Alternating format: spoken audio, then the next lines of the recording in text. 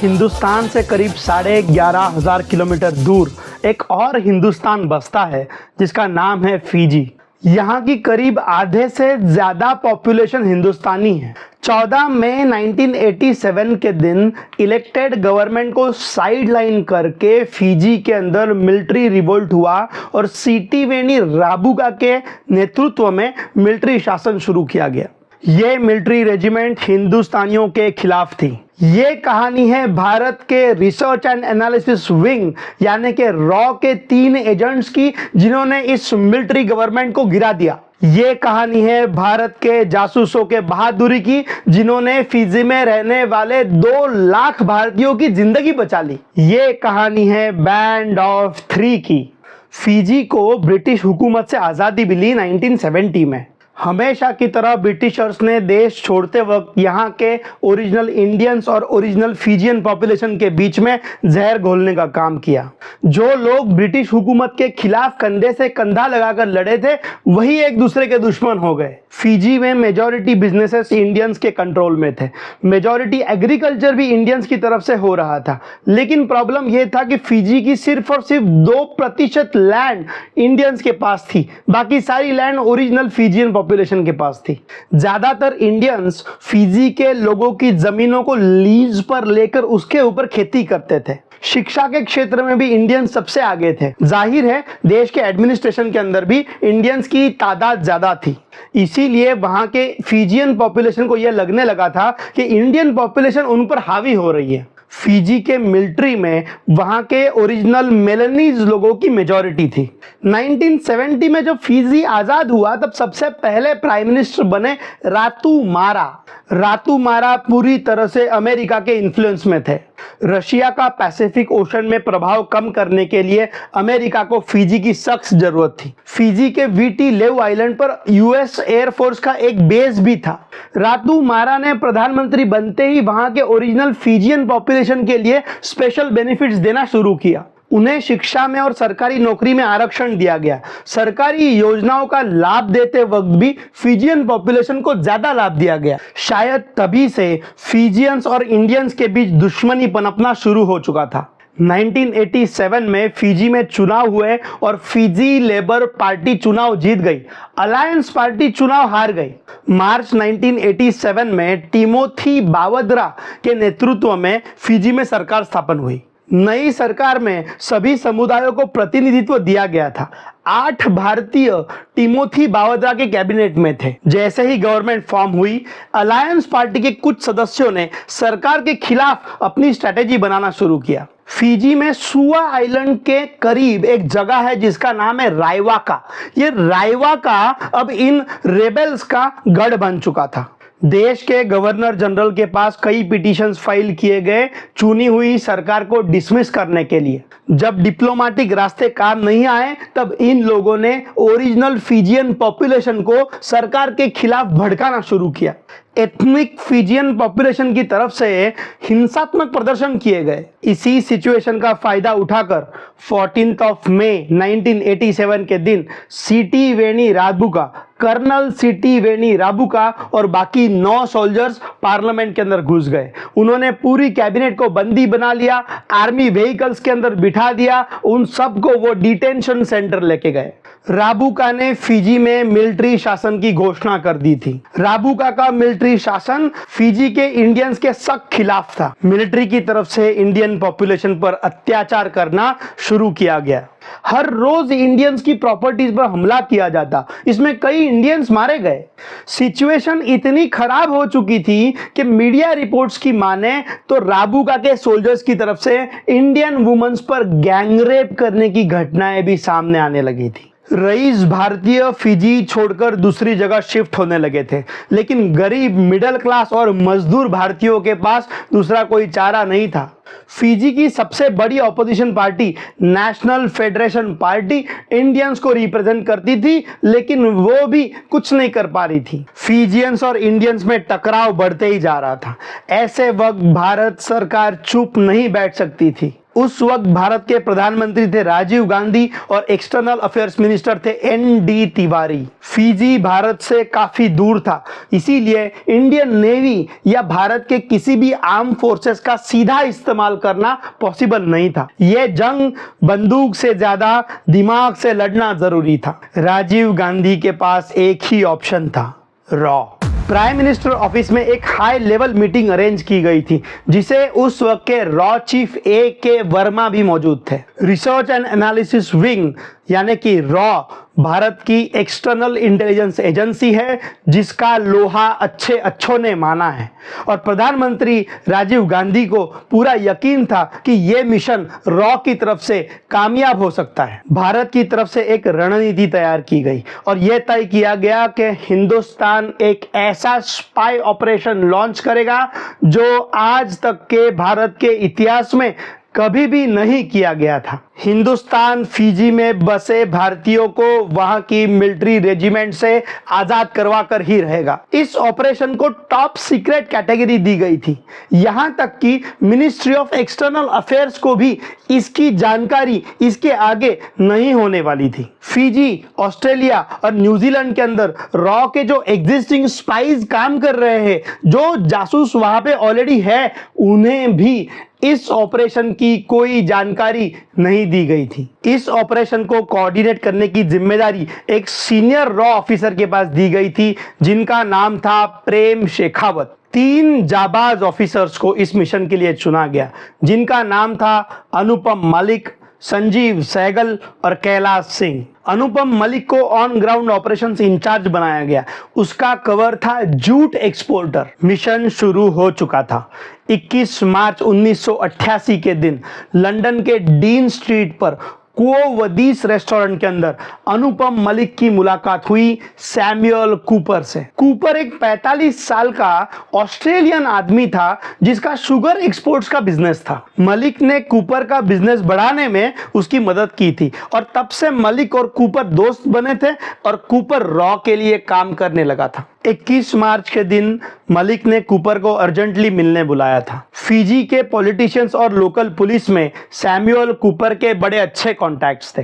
मलिक को वो सारे कॉन्टैक्ट्स सैमुअल कूपर से चाहिए थे ताकि वो मिलिट्री गवर्नमेंट के अंदर पेनिट्रेट कर सके और अंदर की खबरें जुटा सके। इन कॉन्टैक्ट्स के जरिए मिलिट्री गवर्नमेंट के अंदर क्या चल रहा है इसकी इंटेलिजेंस मिल सकती थी और समय आने पर इन्हीं कॉन्टैक्ट्स का इस्तेमाल करके मिलिट्री गवर्नमेंट को डिस्टेबलाइज किया जा सकता था। कूपर ने कुछ देर सोचकर फिर मलिक को जवाब दिया कि कॉन्टैक्ट्स मिल भी जाएंगे और बिक भी जाएंगे, लेकिन इसके लिए बेशुमार पैसा बहाना पड़ेगा। प्राइम मिनिस्टर ऑफिस से इस ऑपरेशन के लिए ओपन बजट दिया गया था। मलिक ने सैमुअल कूपर से कहा कि फिजी के अंदर के भारतीयों को बचाने के लिए भारत सरकार ट्रक भर के सोने की ईंटें भी देने को तैयार है। उस मीटिंग के बाद कूपर अपने काम पर लग गया। दूसरी तरफ संजीव सहगल को ऑर्डर्स दिए गए थे कि वो जल्द से जल्द वेलिंगटन पहुंचे। वेलिंगटन जो कि न्यूजीलैंड की राजधानी है, वहां पे रॉ का एक सेफ हाउस था। संजीव को वहां से ऑपरेट करने के ऑर्डर्स दिए गए थे। कैलाश सिंह इस दल का तीसरा स्पाई था। उसने अपने कॉन्टैक्ट्स के जरिए साउथ ऑस्ट्रेलिया में एडलेड में एक सेफ हाउस बना लिया था। 11 अप्रैल 1988 के दिन तीनों एजेंट्स अनुपम मलिक के सेफ हाउस पर मिले, जो नॉर्थ सिडनी के विजडम रोड पे था। तीनों की मीटिंग हुई, सभी को अपने अपने काम सौंपे गए और यह तय हुआ कि अंडरकवर रहने के लिए इसके आगे तीनों एक साथ ट्रैवल नहीं करेंगे। एक सेफ लाइन एस्टैब्लिश की गई जिसके जरिए तीनों एक दूसरे के टच में रह सके। संजीव सहगल को साइकोलॉजिकल ऑपरेशंस यानी कि साइऑप्स की जिम्मेदारी दी गई। कैलाश सिंह का काम था राबुका के मिलिट्री में और ऑपोजिशन के अंदर कॉन्टैक्ट्स बनाना और अनुपम मलिक ने फाइनेंस और वेपन्स की जिम्मेदारी ले ली थी। फिजी में ऐसे कई ग्रुप्स थे जो राबुगा के मिलिट्री शासन से नाखुश थे और उससे लड़ना चाहते थे। ऐसे ग्रुप्स को फाइनेंस प्रोवाइड करना और जरूरत पड़ने पर वेपन्स प्रोवाइड करने की जिम्मेदारी अनुपम मलिक की थी। फिजी के मीडिया को मैनेज करने का काम संजीव सहगल के पास दिया गया था। अगले कुछ ही दिनों में संजीव ने अपने मीडिया के कॉन्टैक्ट्स एक्टिवेट किए और ऑस्ट्रेलिया, न्यूजीलैंड और यूके के न्यूज़पेपर्स के अंदर फिजी के डेमोक्रेसी को सपोर्ट करने वाले आर्टिकल्स आने लगे। उतना ही नहीं तो संजीव ने फिजी के इन्फ्लुएंशियल मीडिया हाउसेस को प्रो डेमोक्रेसी एजेंडा चलाने के लिए मना लिया था। एक साथ बाहरी मीडिया और फिजी की मीडिया दोनों तरफ से प्रो डेमोक्रेसी एजेंडा चलने लगा। कैलाश सिंह का न्यूजीलैंड के अंदर एक बहुत पुराना कॉन्टैक्ट था जिसका नाम था बेंजामिन टेलर। वो उसे मिलने वेलिंगटन चला गया। कैलाश का टारगेट था न्यूजीलैंड के पॉलिटिशियंस। फिजी एक बहुत छोटा देश है जो कि ऑस्ट्रेलिया और न्यूजीलैंड के करीब है और इसीलिए ऑस्ट्रेलिया और न्यूजीलैंड का डायरेक्ट इफेक्ट फिजी के ऊपर पड़ता है। कैलाश चाहता था कि न्यूजीलैंड के पॉलिटिशियंस फिजी के अंदर की प्रो डेमोक्रेसी गवर्नमेंट जो कि टिमोथी बावद्रा गवर्नमेंट थी जिसे हटाया गया था उसे सपोर्ट करे और उसे वापस लाने में मदद करे। 2 हफ्तों में बेंजामिन टेलर के हाथ न्यूजीलैंड का एक बड़ा पॉलिटिशियन लग चुका था। उसकी कैलाश के साथ मीटिंग हुई और उसने कैलाश को हेल्प करना तय किया। इस पॉलिटिशियन का कोड नेम रखा गया था ARC। संजीव और कैलाश अपने कामों में लगे हुए थे तो अनुपम मलिक के सामने एक बहुत बड़ा चैलेंज खड़ा था। फिजी में जब आर्मी ने इंडियंस के ऊपर अत्याचार करना शुरू किया तब कई इंडियन ग्रुप्स ने हथियार उठा लिए थे। वो अपने अपने कैपेसिटी के हिसाब से फिजियन आर्मी के साथ लड़ रहे थे, लेकिन उनकी कैपेसिटी बहुत अधूरी थी। उनके पास मॉडर्न वेपन्स नहीं थे। जिनके पास मॉडर्न वेपन्स थे वो खत्म हो चुके थे। ऐसे सिचुएशन में उन्हें पैसे और हथियार पहुंचाना बहुत जरूरी था जो कि अनुपम मलिक की रिस्पॉन्सिबिलिटी थी। अनुपम मलिक का ऑस्ट्रेलिया में एक बहुत ही पुराना नेटवर्क था जिन्होंने फिजी के इंडियंस के पास पैसे और वेपन्स भेजने की जिम्मेदारी ली थी। वेपन्स का कंसाइनमेंट ऑस्ट्रेलिया के ब्रिस्बेन से फिजी भेजा जाने ही वाला था, लेकिन समहाउ इसकी टिप ऑस्ट्रेलियन इंटेलिजेंस को मिल चुकी थी। उन्होंने कंटेनर्स पर रेड मारी और सारे हथियार जब्त कर लिए। दूसरे ही दिन सारे ऑस्ट्रेलियन न्यूज़पेपर्स के अंदर यह खबर छप चुकी थी कि इन हथियारों के पीछे भारत सरकार का हाथ है। जाहिर सी बात है कि भारत सरकार ने स्टेटमेंट इशू करके इन सभी खबरों का खंडन कर दिया, लेकिन राबुका सरकार अलर्ट हो चुकी थी। कुछ ही दिनों में राबुका सरकार की तरफ से एक नया कानून लाया गया जिसके तहत फिजियन आर्मी अब किसी भी ऐसे व्यक्ति को अरेस्ट कर सकती थी, बिना वारंट अरेस्ट कर सकती थी जिसके पास कोई भी वेपन होने की संभावना हो। राबुका सरकार ने इस कानून को देश हित में बताया, लेकिन असल में फिजियन आर्मी की तरफ से इस कानून का इस्तेमाल इंडियन लीडर्स को अरेस्ट करने के लिए किया जाने लगा। भारत सरकार के पास स्टेटमेंट इशू करके इस कानून का विरोध करने के अलावा दूसरा कोई चारा नहीं था, लेकिन भारतीय एजेंट्स का प्लान धीरे धीरे काम करने लगा था। मलिक ने प्लान का दूसरा स्टेज लॉन्च किया था। Australian ruling party labour party का एक बड़ा पॉलिटिशियन मलिक की हेल्प करने तैयार हो चुका था। इस पॉलिटिशियन की ऑस्ट्रेलिया और फिजी के ट्रेडिंग यूनियंस के अंदर बहुत अच्छी पकड़ थी। उसके जरिए मलिक ने पैसे और वेपन्स फिजी के इंडियन ग्रुप्स तक पहुंचा दिए। फिजी के मिनिस्ट्री ऑफ फॉरेन अफेयर्स के अंदर एक ऑफिसर काम करता था जिसका नाम था फिलिप। कैलाश ने फिलिप को रिक्रूट कर लिया था। फिलिप एक 55 साल का ऑफिसर था जो कि फिजी के अंदर अपनी बची हुई जिंदगी गुजारने के बाद रिटायरमेंट लाइफ ऑस्ट्रेलिया के अंदर गुजारना चाहता था। कैलाश ने उसे फाइनेंशियल हेल्प करने का वादा किया था।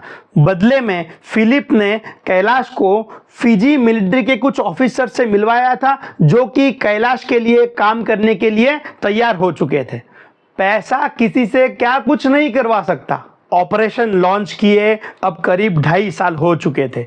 राबुका सरकार को करीब 3 तरफ से रेजिस्टेंस फेस हो रहा था। फिजी में टिमोथी बावद्रा और उसकी Fiji labour party constantly protest कर रही थी और डेमोक्रेसी रिस्टोर करने की मांग कर रही थी। नेशनल फेडरेशन पार्टी जो कि फिजी की सबसे बड़ी ऑपोजिशन पार्टी थी और इंडियंस को रिप्रेजेंट करती थी, उन्होंने राबुका सरकार का पूरी तरह से बॉयकॉट कर दिया था। कई आर्म्ड इंडियन ग्रुप्स फिजी की मिलिट्री पर बार बार हमला कर रहे थे जिसकी वजह से राबुका तंग आ चुका था। फिजी के बाहर ऑस्ट्रेलिया, न्यूजीलैंड और यूके की मीडिया ऑलरेडी राबुका के खिलाफ थी। रॉ की तरफ से इन मीडिया हाउसेस को कॉन्स्टेंटली फंडिंग की जा रही थी। पूरी दुनिया में मिलिट्री शासन के खिलाफ आवाज उठने लगी थी। राबुका को अब तक ये पक्का यकीन हो चुका था कि इन सबके पीछे भारत सरकार है।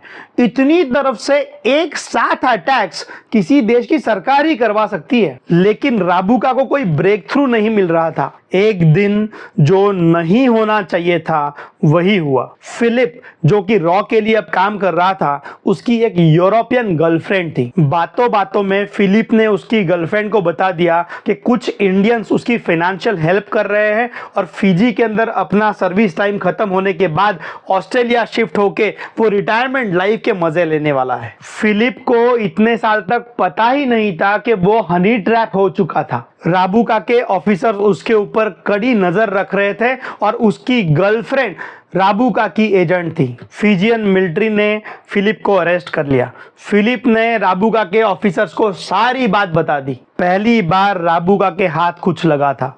राबुका ने अपने 3 सीक्रेट एजेंट्स एडलेड, ऑस्ट्रेलिया में एडलेड भेज दिए। ये तीनों कैलाश सिंह की खोज करने के लिए एडलेड आए थे। उन्होंने उस कैफे के ऊपर भी वॉच रखा जहां पे कैलाश और फिलिप की मुलाकात हुई थी, लेकिन फॉर्चुनेटली अनुपम मलिक का कांटेक्ट सैमुअल कूपर को इसकी भनक लग चुकी थी। रातों रात तीनों एजेंट्स ने अपना बेस मेलबर्न शिफ्ट कर लिया था। राबुका के ऑफिसर्स के हाथ कुछ नहीं लगा। सितंबर 1989 में ये तीनों राबुका के ऑफिसर्स फिर एक बार ऑस्ट्रेलिया में सिडनी में आए, तीनों भारतीय एजेंट्स की खोज करने।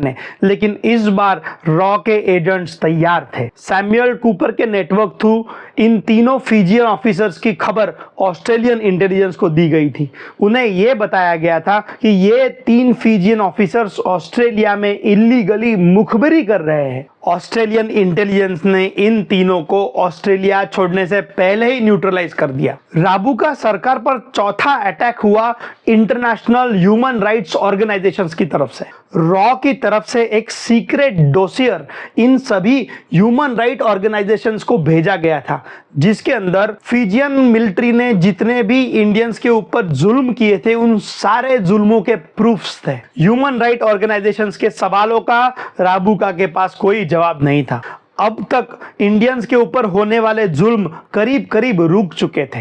रॉ का प्लान काम कर रहा था। राबुका की सरकार अब हिलने लगी थी, लेकिन फिर भी उसे मिलिट्री पर और अपने ऑफिसर्स पर पूरा भरोसा था। और तभी अनुपम मलिक ने इस प्लान का आखिरी स्टेज लॉन्च किया। अब तक फिजियन मिलिट्री के अंदर जितने एसेट्स क्रिएट किए गए थे, जितने भी ऑफिसर्स को पैसे दिए गए थे, सभी को एक्टिवेट किया गया, सभी को मैसेज भेजे गए और उन सभी ने राबुका को एडवाइस करना शुरू किया कि अब मिलिट्री शासन खत्म करके चुनाव लिए जाए। उन्होंने राबुका को कहा कि अगर चुनाव डिक्लेयर किए गए तो राबुका सरकार पर लगे सारे ह्यूमन राइट्स वायोलेशन के चार्जेस खारिज हो जाएंगे। कुछ ऑफिसर्स ने तो यह भी सलाह दे दी कि अगर चुनाव लिए गए तो राबुका की सरकार चुन के आने के आसार बहुत ज्यादा है। राबुका को भी अभी लगने लगा था कि अगर मिलिट्री शासन और एक्सटेंड किया गया तो वेस्टर्न कंट्रीज की तरफ से फिजी के ऊपर सैंक्शन डाले जा सकते हैं। इंटरनेशनल मीडिया तो वैसे भी कई महीनों से राबुका सरकार के खिलाफ कैंपेन चला रहा था। करीब 1990 के दिसंबर महीने में रॉ की तरफ से एक सीक्रेट फाइल फिजी के सारे मीडिया हाउसेस के पास भेजी गई। यही फाइल फिजी के सारे ऑपोजिशन लीडर्स के पास भी भेजी गई थी। यह फाइल राबुका के पर्सनल लाइफ के बारे में थी। सिटिवेनी राबुका की शादी सुलुवेटी टुइलोमा नाम की महिला से हुई थी, लेकिन राबुका की लंगोट ढीली थी। उसके कई एक्स्ट्रा मैरिटल अफेयर्स थे। उन अफेयर्स में से 2 महिलाओं से राबुका को 3 बच्चे भी हुए थे। उतना ही नहीं तो राबुका को खासकर यूरोपियन प्रोस्टिट्यूट्स का बड़ा शौक था। ये सभी बातें फोटोज के साथ और बाकी प्रूफ्स के साथ उस फाइल में थी, जो फाइल रॉ की तरफ से फिजियन मीडिया के पास भेजी गई थी। पूरी फिजी में राबुका का नाम खराब हो रहा था। अब तो उसके सपोर्टर्स भी उससे दूरी बनाने लगे थे। राबुका पर यह भी आरोप लगाया गया कि वो CIA का एजेंट है और यूरोपियन प्रोस्टिट्यूट्स के बदले उसने फिजी के नेशनल सीक्रेट CIA को बेच दिए। फाइनली जून 1991 में आखिरकार वो दिन आ ही गया जिसका रॉ के 3 एजेंट्स को कई सालों से इंतजार था। सिटिवेनी राबुका ने प्रेस कॉन्फ्रेंस लेके ये ऐलान किया कि मिलिट्री शासन फिजी से हटाया जाएगा और 1992 में देश में चुनाव किए जाएंगे। उतना ही नहीं तो राबुका ने एक कोऑर्डिनेशन कमेटी का भी ऐलान किया जो कि फिजियन और इंडियंस के बीच में संवाद को शुरू करेगी। 1988 से लेकर 1991 तक रॉ की तरफ से जो कैंपेन चलाया गया वो आखिरकार सफल हुआ। इन सालों में न जाने कितने ऐसे मौके आए होंगे जब इन तीनों एजेंट्स की जान खतरे में पड़ी हो। न जाने कितने ऐसे दिन आए होंगे जब इन एजेंट्स पर खुद एजेंसी ने ही सवाल उठाए होंगे। लेकिन इन सभी मुश्किलों का सामना करते हुए